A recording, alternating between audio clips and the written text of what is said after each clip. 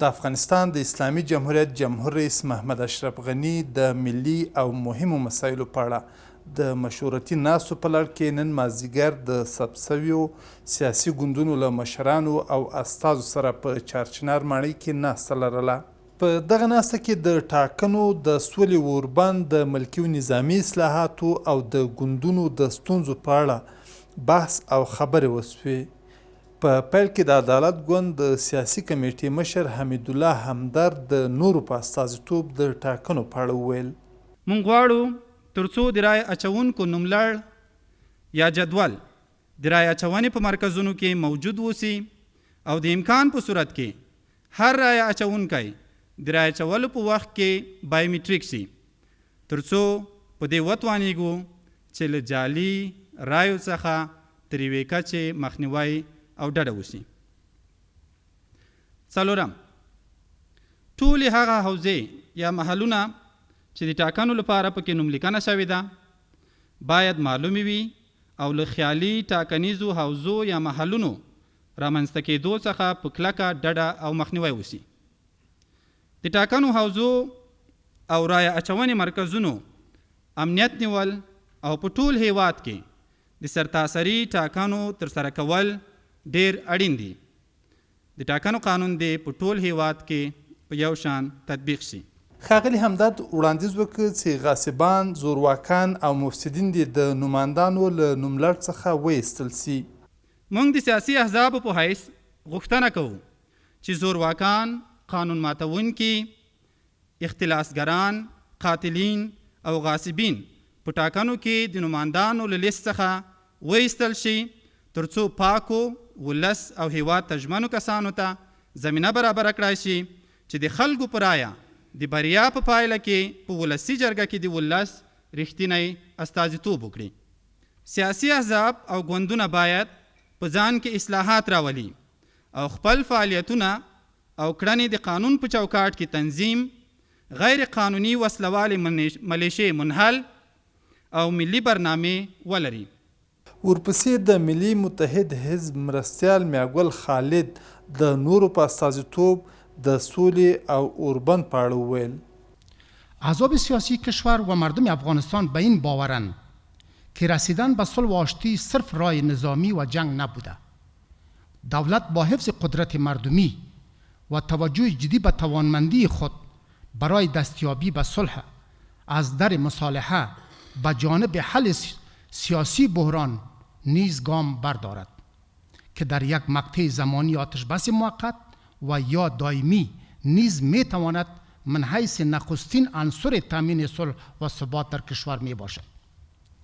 تاکید همیشگی احزاب سیاسی کشور برای حل بحران کشور از مجرای سیاسی و حقوقی بوده است و می باشد. از این رو باید از تمام تصامیم ملی و بین المللی که منجر به تامین صلح و ثبات، حفظ حاکمیت ملی، تمامیت ارضی، حفظ استقلال و وحدت ملی، رشد قدرت دولتی و تامین دموکراسی و مهمتر از همه آشتی ملی در کشور گردد حمایت شود. د ملي متحد حزب مرستیال چې د سیاسي ګوندونو په استازیتوب یې خبرې کولې خپل وړاندیزونه په دې ډول مطرح کړل. به خاطر تقویت صلح و آشتی ملی در کشور، حاکمیت قانون، تحقق عدالت و تدویر انتخابات شفاف امر ضروری پنداشته می شود.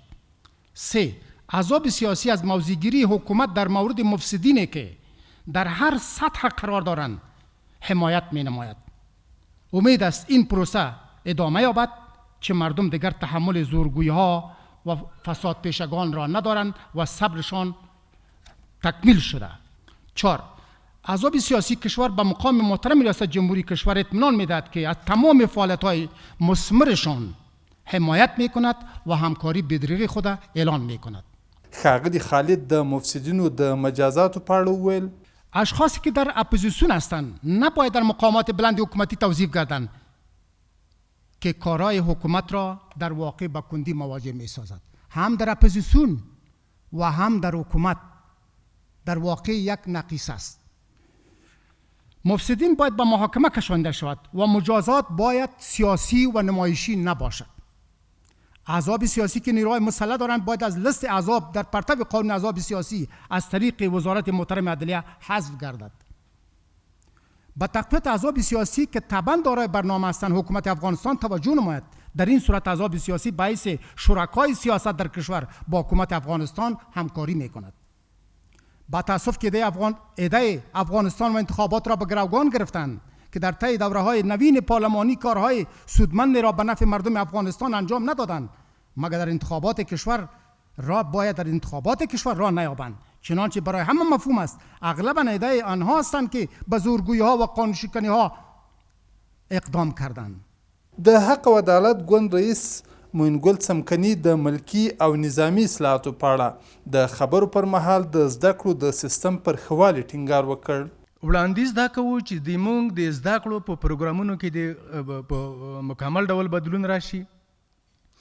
د موږ مکتب د لیسې سیستم نه لسم سیم ته راښکته شي. موږ اولادونه د شپږو کالو په عمر کې د مکتب ته شامل شي. د کالج سیستم د جوړ شي چې د دغې غنه موږ خلاص شو. دلته پټاک ورته ایجاد کړی دی، هلته یې مافیایي کړیو ورته پوهنتونونه جوړ کړي دي. دا چې کله عمل ته ورشي بیا د غریب د جوبه نه پیسې وبسلی کېږي. د افغانستان د ملي ګرایي نهضت رئیس دکتور سید احمد شوکیب منتظري چې د احزابو بېلابېلې ستونزې له جمهور رئیس غني سره شریکې کړي، د حکومت او ګوندونو ترمنځ د اړیکو د میکانیزم د ایجاد وړاندیز وکړ. وزارت محترم امور داخلی کشور برای هر یک از احزاب سیاسی معادل شرکت‌های ساختمانی فقط جواز حمل 1 میل سلاح را توزیع می‌کند. حالان که شماری از احزاب ده‌ها محافظ از ریاست محترم محافظت رجال برجسته و ده‌ها محافظ همراه با اسلحه و وسایط نقلیه از پلیس ملی کشور دارند. خواهان سهمیه برابر در داشتن نیروهای محافظتی از ریاست محترم محافظت رجال برجسته و وزارت محترم امور داخلی کشور هستیم. سوم، تمویل مالی احزاب سیاسی. در کشورهای دموکراتیک احزاب سیاسی بودجه مشخص در دولت دارند، اما با تأسف در افغانستان که بیشتر از هر کشوری دیگر نیاز به رشد و شکوفایی احزاب سیاسی می باشد، نه تنها بودجه اختصاص داده نشده است، بلکه با موجودیت مقرره های دست و پاگیر زمینه فعالیت و رشد احزاب به حد اقل آن تقلیل یافته است. د افغانستان د اسلامي جمهوریت جمهور رئیس محمد اشرف غني د ګوندونو د مشرانو او استازو د څرګندونو او وړاندیزونو له اورېدو وروسته وویل چمتو دی چې د واضح او شفاف شرایطو له مخې د ګوندونو د تمویل صندوق ایجاد کړي. حاضر هستم که یک صندوق تمویل احزاب سرش صحبت کنیم، اما معیارها باید وجود داشته باشه که به چی رقم تقسیم شه. ستونزه په دې کې نشته چې پیسې نشو پیدا کوي، ستونزه په دې کې ده چې څرنګه تقسیموي او تر څه واضح او شفاف شرایط نه بیا برته بیا جنجال راځي. نو دلیل چې ما اقدام نه ده کړی دې دپاره نه ده چې زه علاقه نه لرم. دلیل دا ده چې په نهایت احترام سره تعداد هم زښت ډېر ده. که تاسو رښتیا غواړئ په یو قوت بدل سئ باید تعداد هم کمتر سي.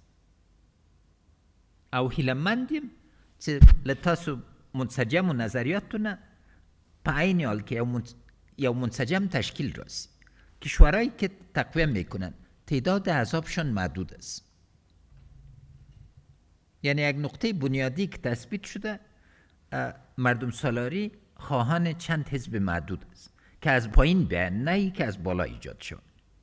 و این مسئله تمویل در انتخابات همیشه یک مسئله اساسی است، مگر مسئله دایسته که مدیریت از زیرکی خواهد کرد. جمهور رئیس غني پر ټاکلي وخت د اساسي قانون له حکم سره سم د ټاکنو په ترسره کېدو ټینګار وکړ. انتخابات شاته غورځېدی کېدی نسي. ټول نړیوال شهرت او موږ فرق له طالبان نه په انتخاباتو کې. ما تاکید کردم که بار اول قانون اساسی رعایت شود. انتخابات در زمانی که قانون اساسی میگه بر ریاست جمهوری، اما انتخابات است که فرق تعهد ما را به یک نظام مردم سالار از یک نظام غیر مردم سالار نشون میده. که انتخاباتو نکو دنیا ته شرمیگو، ځان ته شرمیگو، ګاونډیو ته شرمیگو. نو دلته د زړه له کومې نه مننه کوم هغه اصلاحات چې د ولسوالیو شوراګانو او ولسي جرګې ته راتلی سي په سر و سترګو هغه اساسي اصلاحات چې ولسمشري انتخابات ته غواړي یه واضح طرح راکړي. زه ملاتړ کوم. ما اولین کسی نبودم که گفتم بیاین انتخابات الکترونیک کنیم. کل رای ما را نزده. ایناله اجماعیتان میخوایم بر از این که بهترین انتخابات ممکنه پارلمانی و شورای ولسوالیا شفافترین انتخابات ریاست جمهوری. ما از شفافیت ترس نداریم. د هیواد جمهور رئیس د رڼو ټاکنو د ترسره کولو او د مداخلو د مخنیوي لپاره د ګوندونو څارنه مهمه وبلله. من طرفدار اتاق نظارت احزاب هستم. پیشنهاد هشتم، هر مامور دولت که مداخله کرد یکی از وظایف را که اینمی اتاق نظارت احزاب میکنه تثبیت کنه. اینال مداخله را جرم کنیم تثبیت کنیم. په دوران د انتخابات کې، په ورځ د انتخابات کې، په شمیرل د رای کې راستی را سره لاس راکړي. یک دست واضح بر ما بتین که مشترک فشار بیاریم. علاوه بر از او پیشنهادهای مشخص کنین که کسایی که ارتباطات محلی قوی دارن چطور بدلشون کنین. در هر جایی که در هر حوزه انتخاباتی که امکان مداخله رو میبینین منتظر روز آخر نشین. اگر قماندان امنیه، ولسوالی، ولسوال، والی، غیره و غیره ارتباط منطقوی داره، بیاین به صورت شفاف که سر از این صحبت کن. من استقبال میکنم به تمام معنا، اما به شرطی که به اسناد باشه، که خشک‌تر با هم نسوزن، به اتهام نباشه، به استناد باشه. آدم ویلی دی چې هر ولسوال چې د هغه له کورنۍ نه څوک کاندید ده له ولسوالي نه استعفا وکړي، او نور لارې چارې دي چې حتما تاسو په فکر کې راځي چې څنګه دا کوی شو. څوک چې عمیقې ریښې لري او له خپل ریښې نه پټ استفاده کولی شي راته ووایي چې څنګه یې بدل کړو، به څه ترتیب تغییر کړو. محمد اشرف غني وویل د غیر مسؤلو وسلوالو د مخنیوي لپاره حکومت په ټول قوت اعظمي هڅې کوي او دا هڅې به دوامدارې وي. غیر قانوني وسلوال نه مخنیوی اعظمي حد پورې کوښښ کوو، او زه دا درته وایم چې دا 3-4 نفره چې ونیول شول آخر د کار نه ده. قانون واضح ده، زه مسئول یم چې قانون تطبیق کړم، چغې وځي او دې وځي. اما پوه شئ چې ټولې نه ټولېږي، ریښې وسیع دي. کل مشکل است که در پلیس محلی رو به یک فاجعه بدل کرد. کاش که مسیح قوه را میراث میگرفتم، 3 وزارت میراث میگرفتم. امروز انحصار مشروع قوه هنوز در دولت تحکیم نشد. کماندو در ظرف 12 ساعت در هر نقطه افغانستان پیاده شده میتونه فضل خدا، اما پلیس محلی پاسخگوی نیست. جمهور رئیس د سیاسي ګوندونو اصلاح او د هیواد په ثبات کې د دوامدارو او برنامه لرونکو ګوندونو رول مهم وباله. کمی تفکیک دوگانه‌ای که شد بین احزاب عنعنوی و احزاب اصلی از بین بره.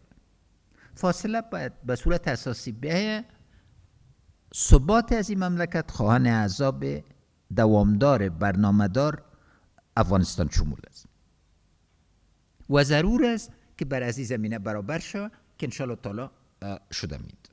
د هیواد جمهور رئیس ویل د سولې په اړه ولس اجماع لري او د سولې هر ګام او پلان به د ولس په اجماع او مشوره ترسره سي. ملت په سولې باندې اجماع لري، په طریقه د سولې باندې اجماع نشته. ځکه وخت چې مذاکرات ته لاړ سو او نتایج ته ورسیږو بار بار به تاسو سره مشوره کیږي. این قضیه صلح قضیه نیست که در پشت پرده در تاریکی باشه. هر پیمان صلح به مشوره مردم در آخر گذاشته میشه. ځکه بیل دینه دا ولس نتیجه ته نرسیږي. او اصلي خبره څه ده؟ صلح یو ډلې سره باید شروع د بل بحران نه. دلته بحث پکار ده، قناعت پکار ده، اجماع پکار ده، اما مالکیت د پروسې د موږ ده. هر اقدام څه اندونیزیا موږ راوړ که نور، مکه معظمه که موږ مجلس ونیو که نور، ازبکستان که کنفرانس موږ په مشورې وسو که نور. دلته واضح پوه سئ ورونو چې هغه شرایط هم برابر کړي دي په دوامداره توګه په اصولي توګه اصلي خبره داخل کړي او پاکستان سره پاتې ده هغه ستونزه نه ده حل سوې په کاغذ کې ښه مخکې تللي یو اما مشکلات پاتې دي هیله ده چې راتلونکي حکومت سره پرمختګ وکړي اما ضرورت ده چې واضح جمهور رئیس هغه اوازې چې امنیتي ځواکونه له ځینو سیمو په شا کیږي بې اساسه وبللې هغه زیاته کړه دولت د امن سیمې پالیسي په پام کې نه لري بلکې افغانستان شموله فکر کوي مسئله را که من میخوایم واضح بسازم عقب نشینی قوای امنیتی آواز است خالد صاحب دا فیصله نده دا آواز ده او آوازه دی خاوری که دیر تنگی دی فوراً پا آن بندی بدلیگی زه اراده دی تخلیه کولو نلر او دی امن منطقو دا مسئله چی کیگی دا دی دولت پالیسی نده شخصی نظریات دی هر چوکه چی وایی ما باید په واضح توګه افغانستان شمول فکر وکړو او واضح توګه باید افغانستان باندې فکر وکړو